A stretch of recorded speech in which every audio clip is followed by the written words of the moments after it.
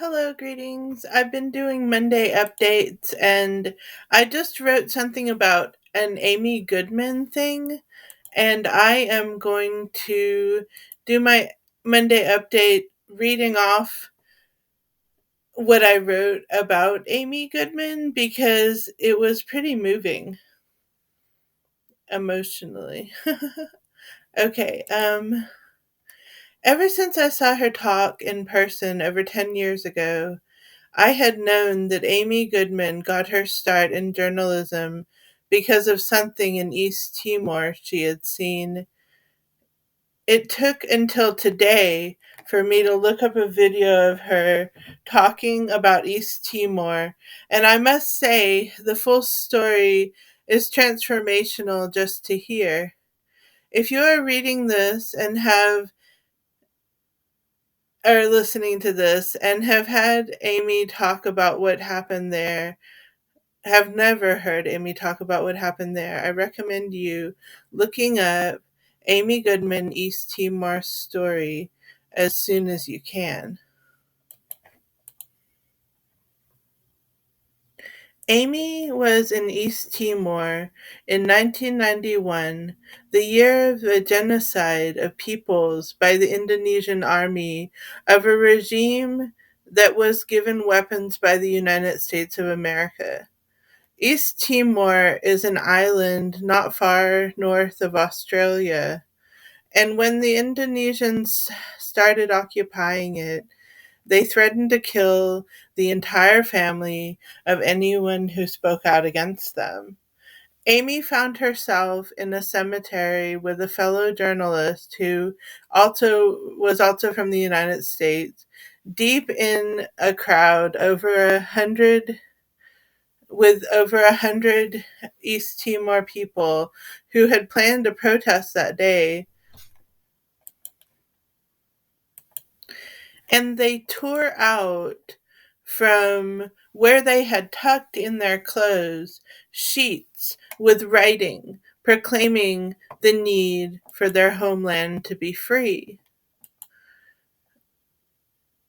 But when they lifted the makeshift signs, it wasn't long before the Indonesian soldiers came towards them.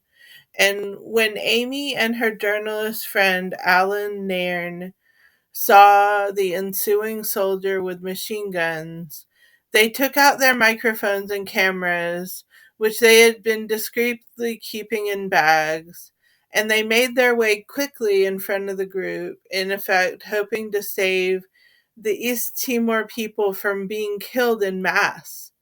But the guards moved right past them and went ahead to fire their guns right into the crowd.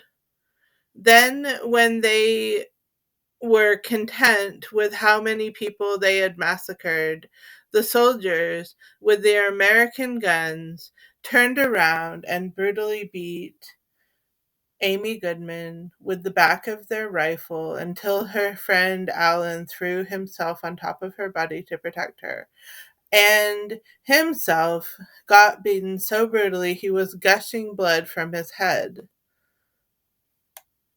But somehow the fact that they were American citizens gave saved them from being completely killed. And they were soon in a Red Cross van, which took them to a hospital. And then they were off to the airport as quickly as possible and retreat to a safer place they could share their story, which happened to be Guam, and then back to DC, Washington, D.C. Hearing this story today impacts me in some way. Amy Goodman has been outspokenly providing a voice to silenced people her whole career, and this terrible life event she survived must have been kind of a turning point for her because of the harsh reality of what occurred, but also because she must have wanted to survive what she did for something and give a voice that might end the injustice that was going on and try to do something to make situations like East Timor somehow better. I am not a journalist, but I am someone who has survived something difficult, and not nearly as much as Amy, but something hard, no less.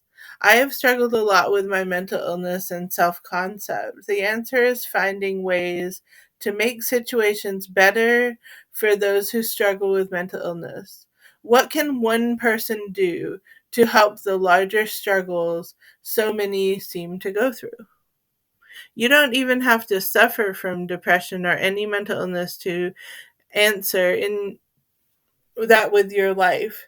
That just is how Amy's story impacts me. We're all oppressed by something, or we suffer in some way.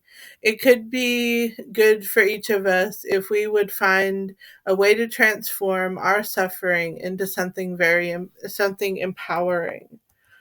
I guess I can think of some ways in which I already do this to a point. I write poems and make people see the world differently, and I inspire people to think different is not bad or wrong. I volunteer with disabled people on good days to try to spread smiles. I speak out about mental illness. That is that it is as normal as a physical illness, that somehow make others who struggle like me feel better, I'd hope. I still seek ways to change the world more and do things to make the world better. Thank you for watching. I don't know if you think that that was an impactful story, or how it might change how you think about your own life.